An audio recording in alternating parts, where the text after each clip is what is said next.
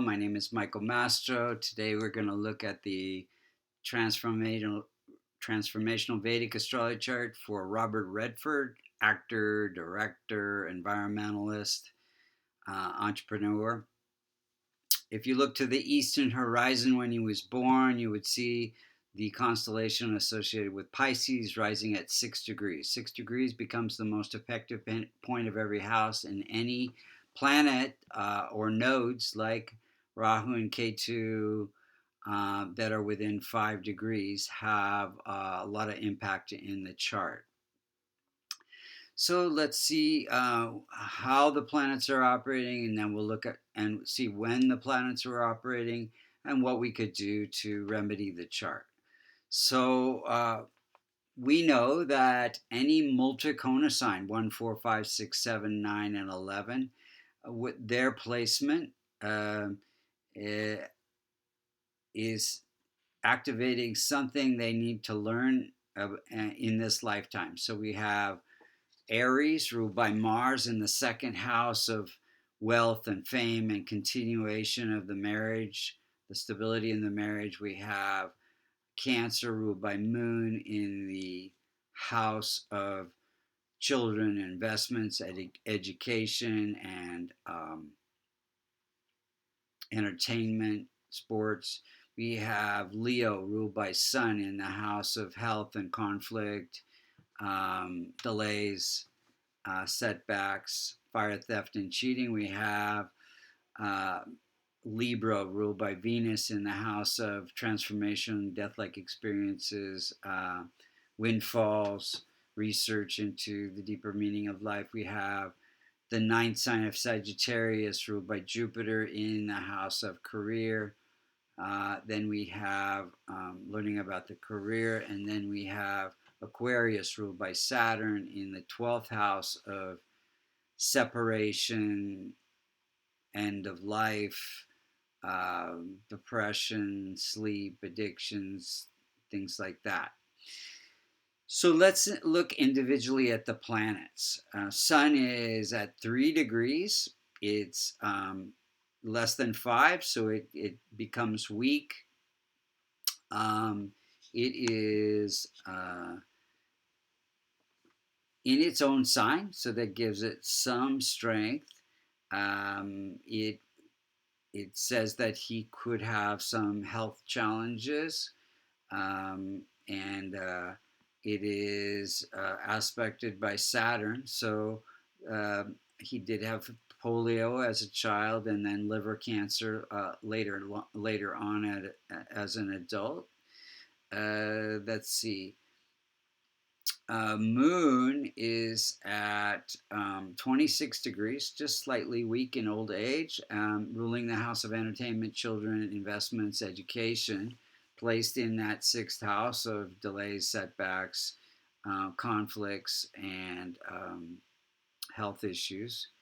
There was a loss of his youngest child and his oldest child, which were quite traumatic for him.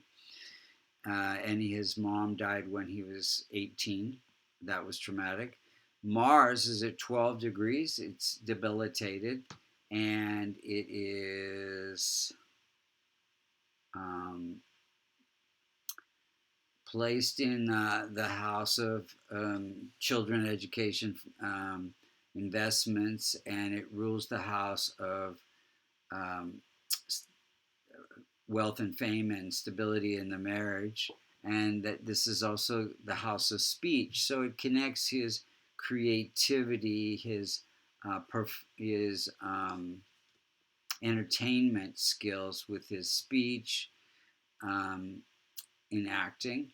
And then Jupiter is ruling the career house, placed in the house of good fortune, connects career with political activism and trying to make movies or direct movies or act in movies that teach something about life lessons. Then we have Venus. Now, any multicona sign that's in the 6th, the 8th, or the 12th house um, can cause some harm. It's said to be functional malefic along with Rahu and Ketu. So you have Sun can cause some harm, can't afflict its own house. It's close to the most effective point, but it does afflict the 12th house. And you have Venus. It's at 16 degrees, so it's not afflicting anything. So it's fairly benign. And then you have Saturn. It's in old age. It's in its own sign, not particularly afflicting anything.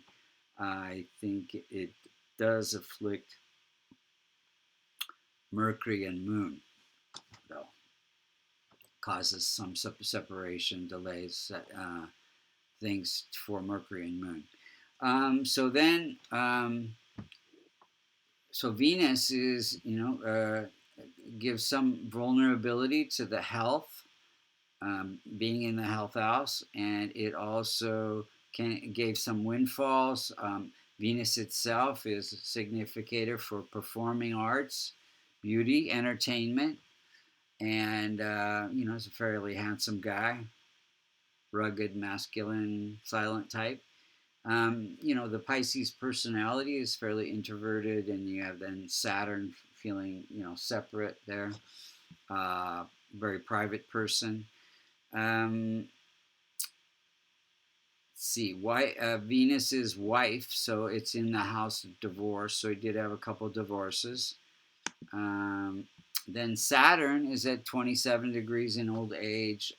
Again, that introverted personality, some spiritual growth, some addiction, some sleep issues. He did have alcoholism. I think he did do a rehab. It's basically spiritual growth through letting go of attachments. So he had these traumatic events like the baby dying, etc., of Sid's, his firstborn. Then we have Rahu and Ketu. So they're always balancing something in his life. So here, Rahu is giving desire, ambition for the career, and it's balancing work and home life. And so home life can suffer when Rahu is in that career house. And Rahu and Ketu are actually afflicting 6 out of the 12 houses. The 4th house of happiness and family, so he did have some divorce. The 10th house of career, some setbacks in the career. The 2nd house of fame and wealth and stability in the marriage, so again, some divorce there. 8th house of, some vulnerabilities in terms of health. And then 12th house. So 12th house here, Saturn is giving, this chart on the surface doesn't look that great, but this guy's very successful. And all the successful people are usually doing some charities to balance their chart. So he's doing a lot of environmental charities, helping to support the arts, and all kinds of different charities that are, again, helping to balance this Rahu and Ketu from causing some setbacks in his life. So let's looking at the timing of events. When he was born into a Venus period. That's the root of his tree of life. So Venus, again, entertainment, connecting his root of his tree of life with entertaining. He got married for the first time in 58 during a Mercury-Venus period. Mercury is the marriage house and Venus is the wife. Lost his first baby to Sid's sudden infant death syndrome during a Venus period. Venus, again, death-like experiences, placed in the house of health issues, setbacks. 70 through the 80s, acted in a lot of films, directed films. Butch Cassidy and Sundance Kid was one of the big hits. Then 80 got Best Director. Now this is during a Rahu period, so pushing his ambition to be successful. And then Best Director for Ordinary People. Again, like a teachable type film about life experience. during a Jupiter period, again, a height of his career. 92, he got a divorce during a Saturn period, end of marriage. And then liver cancer transplant during Saturn, Mercury. So Mercury is in the house that would affect health.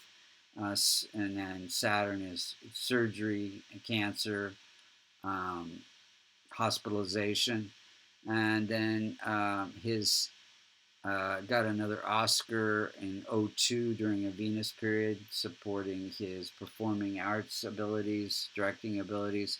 And then in 2020, his eldest son died. That was also traumatic for him. If we look at that transit chart, the inner circles where the planets were when he was born, the outer circles where the planets were when his son died, you see that, hold on, let's see, I got to advance this here.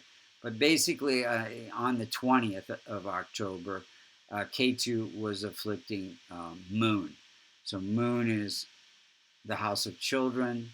It's during a Moon period, and K2 causing sudden death-like experiences. So again, thank you for listening. Now the remedies, what could he have done? He was already doing a lot of charity work, which is the remedies.